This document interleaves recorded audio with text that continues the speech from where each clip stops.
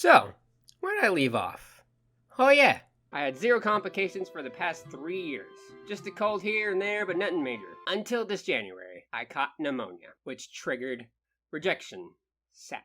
So the past couple months I've been in and out of the hospital, so I am now waiting, unfortunately, for my lungs to worsen so I can be re-evaluated for another transplant.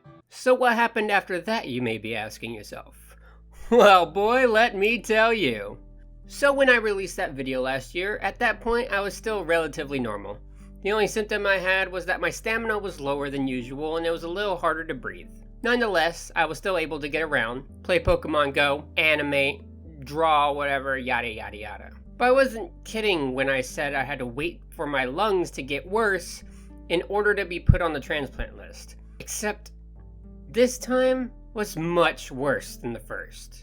Shortly after that time, not only my lungs, but my body as well, started to deteriorate at a very fast pace. First, my breathing became hard. I had to be put on oxygen. This was to be expected since it's what happened the first time. No biggie. I continued my art, driving Alex to work some days, and my normal routine. After about a month of that, I noticed even the shortest of distances was like traveling miles. A walk to my car was a marathon, going to the bathroom was a race, and even eating was so inconvenient because I couldn't breathe while I swallowed.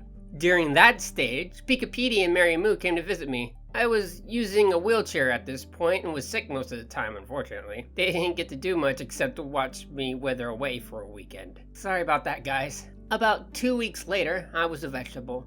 All I could do was lay on the couch in one position all day. My lungs couldn't handle any weight whatsoever, so I couldn't sit up, meaning I couldn't do art anymore at this point. Heck, I couldn't even go to the bathroom. Yep, that's right. From that point on, until the transplant, #spoilers, I literally had to poop and pee myself. And either the love of my life, my lovely, or my mom had to clean me up. Yeah, I was practically a baby again. Unfortunately, my lung function wasn't dropping as fast as my body was deteriorating. So my lung numbers weren't low enough to get on the list, even at this point. Which, to me, was infuriating. We were clearly running low on time. I eventually had intense pain in my lung one day, and was rushed to a nearby hospital by ambulance. Which sucked! I'm looking at you, Driscoll, Texas Emergency Services. Like, first of all, they were rude and heckin' stupid. Remind you, I'm in hella pain, but I'm trying to keep it together to answer their questions. First thing they do is, once I'm in the ambulance, is put a breathing mask on me. Now, you would think that these paramedics would know, with all their experience, that my mouth would be muffled in this mask. And talking was already hard, bad lungs. But this dense mother asks me if I'm allergic to anything. I list the 4 meds I'm allergic to. He's like, huh? Can you repeat that? I repeat it louder this time. Huh? What's that? Again, please. I say them louder and slower. Oh, Jesus, I can't understand him. I rip off my mask and scream them, hurting my lung in the process, and this fat son of a shepherd ignores me. I was so pissed. I put my mask back on, and then the other para proceeds to ask me where the pain is. From the time that they picked me up from inside my house to the time that they put me in the ambulance, they had asked this question at least 10 times. There was one major area that hurt, but I had several spots in pain, which I told them again and again, several times before. I take off my mask so he can hear me. I said the main spot of pain first, and he starts writing.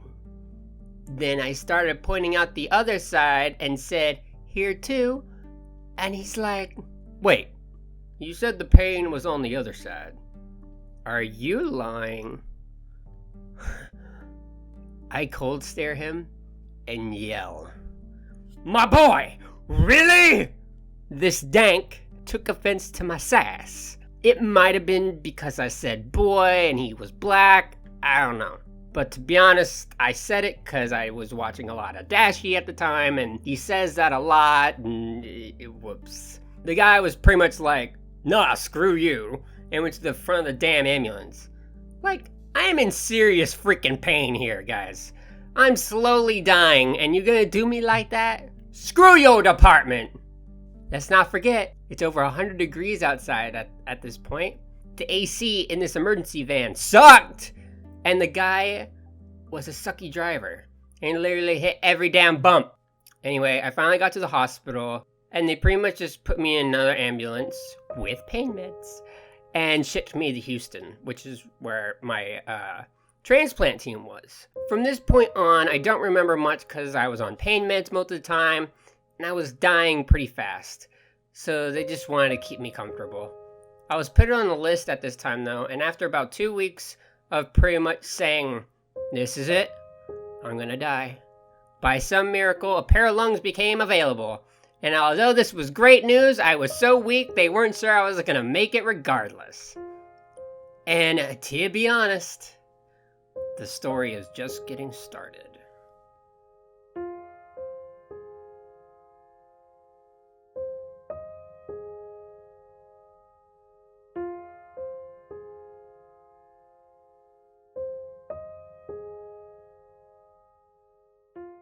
Hey, what's up? It's Crazy Larry here. If you like this video and want to support the creator, check out Angel X Mikey's Patreon in the link down below. And if he reaches $1,000 a month, you could be seeing new content like animation every single week. Be sure to leave a like, subscribe, and also come with your favorite timestamp of the video down below. And if you want your very own custom art, Angel's commission information is linked in the description as well. Hope you enjoyed the video.